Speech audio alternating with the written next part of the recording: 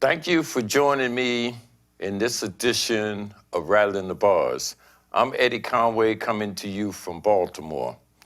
Recently, Attorney General Jeff Sessions rescinded an order that President Obama had put out 6 months ago to end the Department of Justice use of private prisons. Sessions claims that he's rescinding the order because he anticipates a wave of crime in the near future and that the Bureau of Prisons need these private prisons. So joining me to kind of explain what's going on is Professor Kim Wilson, an educator, an activist, who has done extensive work on mass incarceration and is a prison abolitionist. Kim, thanks for joining me. Thank you for having me, Eddie. What's the situation? Why is these private prisons being put back online after they were taken out of the system? Well, what we see happening with regard to Jeff Sessions' order is what seems to be this administration's entire MO, which is if Obama did it, they're going to repeal it.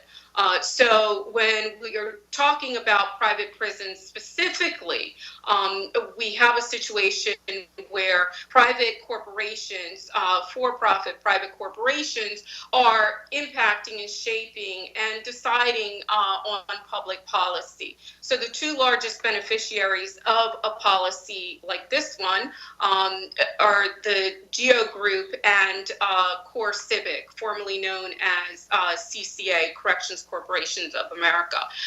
Both of these companies donated hundreds of thousands of dollars, not just to Trump's election, but also to his inaugural festivities.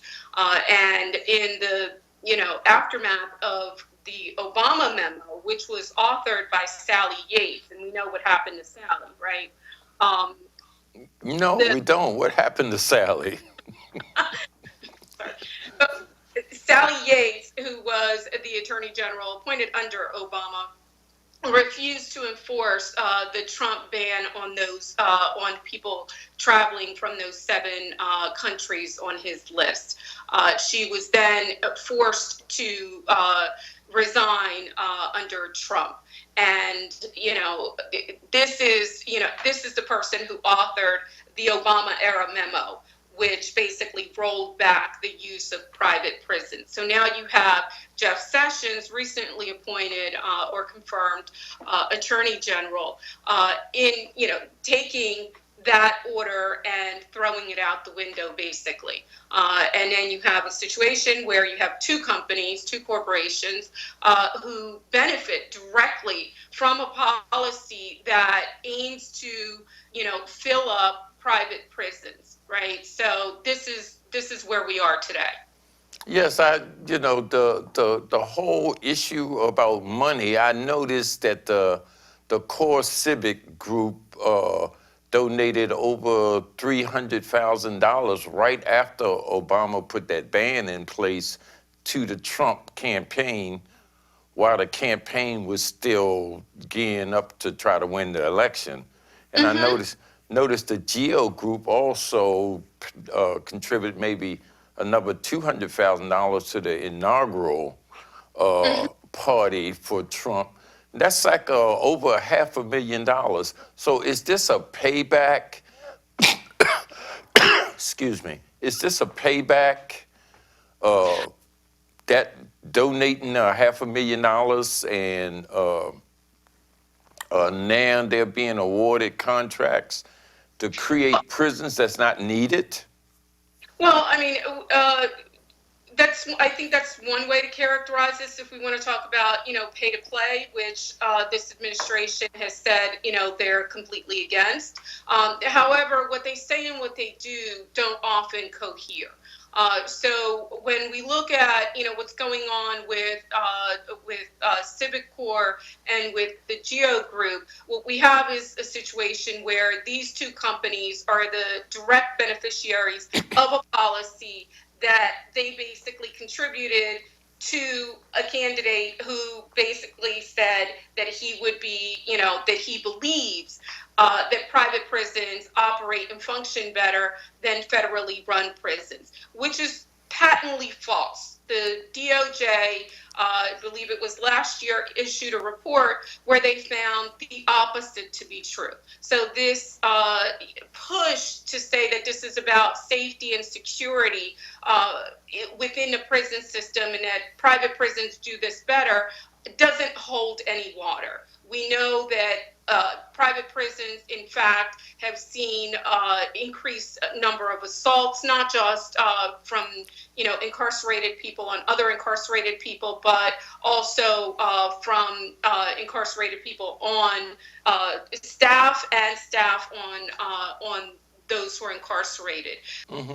And one of the things that I noticed, especially down around Texas and New Mexico, in those private prisons, I noticed that at least one of them was running for like several months with no doctor, no medical care for the people that were being housed in those prisons. Uh, in addition to the amount of attacks and riots and brutality and beatings by guards and violence, prisoner on prisoner and so on, in addition to all that, they didn't even have medical care. Uh, to me, it concerns me, and I don't know what to think about it. If the prison population across America is going down, and so less people are being incarcerated, and then what's the need to bring this back unless there is a, a serious effort to create conditions to force people into criminal behavior or criminalizing behavior that's not criminalized now? It sounds like, and I mentioned this yesterday to somebody I was talking to, it sounds to me like what they did in Nazi Germany. They found reasons to lock people up initially, way before they opened the concentration camps. They locked up labor leaders, leftists, gay people, intellectuals, etc. This seems to me like it's heading in that direction. I mean, what's your thinking on that? Well, I think that there are certainly some parallels that we can draw between these examples. When I think about what is happening here under this administration, one of the things that jumps out at me is that that their rhetoric really is about targeting vulnerable populations and marginalized groups, that the focus is on exploiting these groups for profit, that it relies, that suspicion is basically enough, that they don't actually have to have been convicted of a crime, but that the suspicion based on some, on very superficial evidence. So someone's race, for example, or someone's name, for example. We know that, Muhammad Ali Jr. was held for a couple of hours just this past week and questioned about, not only where his name came from,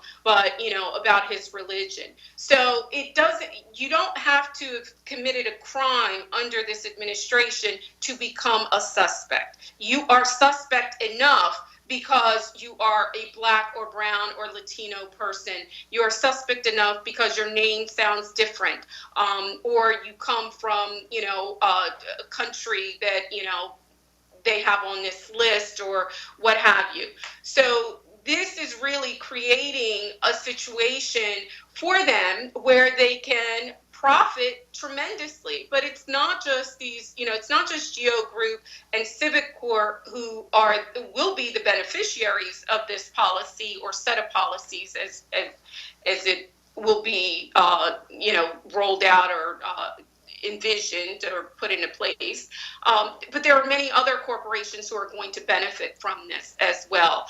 Corporations that manufacture everything from, border security equipment, cameras and what have you. Those companies will also be the beneficiaries of policies that are targeting these vulnerable populations. And I say vulnerable populations because I mean that in the truest sense of the word, that these are not groups that have access to resources like other groups in this country. These are also groups that have been marginalized, demonized, in the public's imagination, or in some people in the public's imagination, as having stolen their jobs or occupying some ridiculous category of wanting to do harm to this country.